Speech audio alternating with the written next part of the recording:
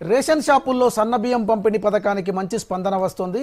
ప్రభుత్వం పంపిణీ చేస్తున్న సన్నబియ్యంపై ప్రజల్లో ఉన్న అపోహలను తొలగించేందుకు కాంగ్రెస్ ప్రజాప్రతినిధులు ఏదో ఒకరోజు లబ్ధిదారుల ఇళ్లలో భోజనం చేయాలని ప్రభుత్వం నిర్ణయించింది. ఈ క్రమంలోనే భద్రాచలం రాములవారి కళ్యాణాన్ని తిలకించిన సీఎం రేవంత్ రెడ్డి నేరుగా అక్కడి నుంచి బూర్గంపాడు మండలం పరిధిలోని సారపాకలో సన్నబియ్యం లబ్ధిదారుడు బూరం శ్రీనివాసరావు ఇంటికి వెళ్లి కుటుంబ సభ్యులతో కలిసి సహపంక్తి భోజనం చేశారు.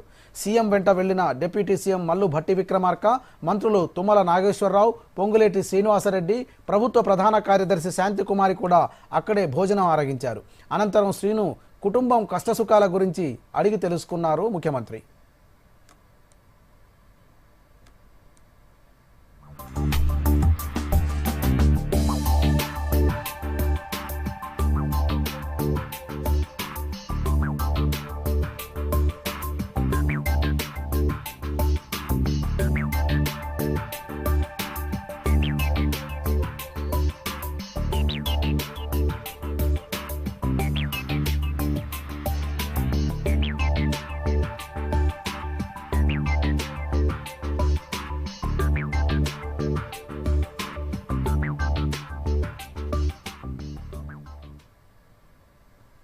శ్రీ గౌరవనీయులైన తెలంగాణ ముఖ్యమంత్రి గారు రేవంత్ రెడ్డి గారు ఈ రాములవారి కళ్యాణం చూసుకొని మా ఇంటికి వచ్చి భోజనం చేయటం, అది కూడా ఏప్రిల్ 1 నుంచి సన్నబియ్యం అనేది ప్రజలకు, పేద ప్రజలకు ఏదైతే అందించారో అది చాలా బాగుందండి. ఎందుకంటే ఈ రోజులలో సన్నబియ్యం అనేది 60 రూపాయలు 70 రూపాయలు మినిమం ఉంది. ప్రతి కుటుంబంలో ప్రతి వ్యక్తి కొనుక్కొని తినాలంటే చాలా ఇబ్బంది పడుతున్నారు. అదేవిధంగా మన కాంగ్రెస్ ప్రభుత్వం రేవంత్ రెడ్డి గారు ఇచ్చిన ప్రకారంగా మనకి ప్రతి పేద కుటుంబానికి సన్నబియ్యం ఉందంటే అది